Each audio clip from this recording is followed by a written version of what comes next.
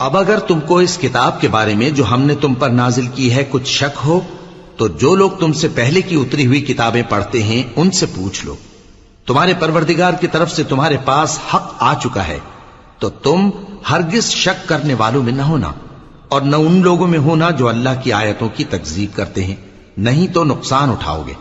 جن لوگوں کے بارے میں اللہ کا حکم عذاب قرار پا چکا ہے وہ ایمان نہیں لانے کے جب تک کہ عذاب علیم نہ دیکھ لیں، خواہ ان کے پاس ہر طرح کی نشانی آ جائے۔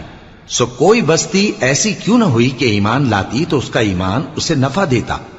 ہاں، یونس کی قوم کہ جب ایمان لائی تو ہم نے دنیا کی زندگی میں ان سے ذلت کا عذاب دور کر دیا اور ایک مدت تک فوائد دنیاوی سے ان کو بہرہ مند رکھا۔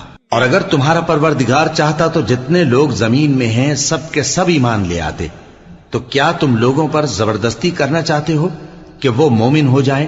حالانکہ کسی شخص کو قدرت نہیں ہے کہ اللہ کے حکم کے بغیر ایمان لائے، اور جو لوگ بے عقل ہیں ان پر وہ کفر و ذلت کی نجاست ڈالتا ہے۔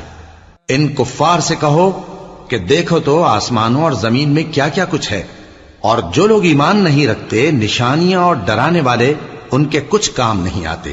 سو جیسے برے دن ان سے پہلے لوگوں پر گزر چکے ہیں اسی طرح کے دنوں کے یہ منتظر ہیں۔ کہہ دو کہ تم بھی انتظار کرو، میں بھی تمہارے ساتھ انتظار کرتا ہوں۔ پھر ہم اپنے پیغمبروں کو اور مومنوں کو نجات دیتے رہے ہیں، اسی طرح ہمارا ذمہ ہے کہ مسلمانوں کو بھی نجات دیں۔